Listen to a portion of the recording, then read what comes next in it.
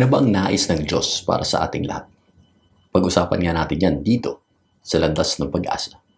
Ako po si Alvin Fabella at ngayong araw na ito, tayo magnilay sa ika-6 na chapter ng Aklat ni Juan, verses 37 to 40.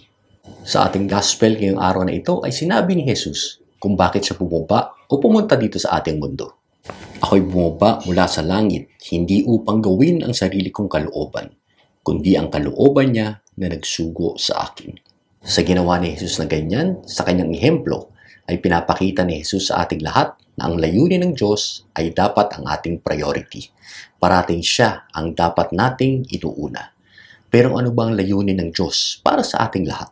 At ito ang kanyang kalooban, ang huwag kong hayaang mapahamak ang kahit sino man sa mga binigay niya sa akin, kundi ang buhayin ko silang muli sa huling araw. Paano ba ito mangyayari? Paano ba tayo mabubuhay muli sa huling araw? Ano bang sabi ni Jesus sa ating gospel?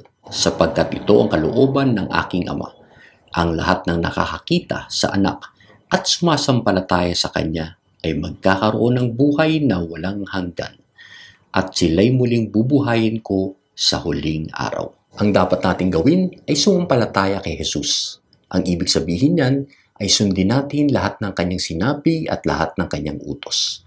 Ang lahat ng aspeto ng ating buhay ay dapat nakabase kay Kristo. Pero paano ba yan? Tatanggapin pa ba tayo ni Kristo?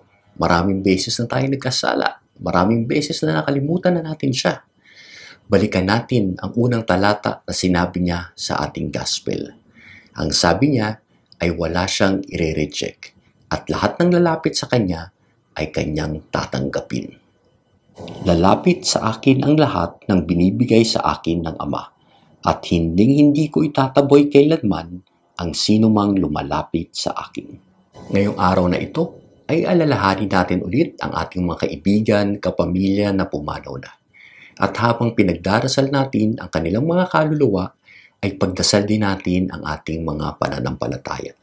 Na sana'y palakasin ng Diyos ang ating pananampalataya upang balang araw tayo ay buhayin muli ni Kristo at makasama natin ang Diyos panghabang buhay. Na-bless ka ba ng pagninilay na ito? Pakilike mo naman at pakishare mo sa mga kaibigan mo. Itag mo yung mga pangalan nila dun sa comment section sa baba.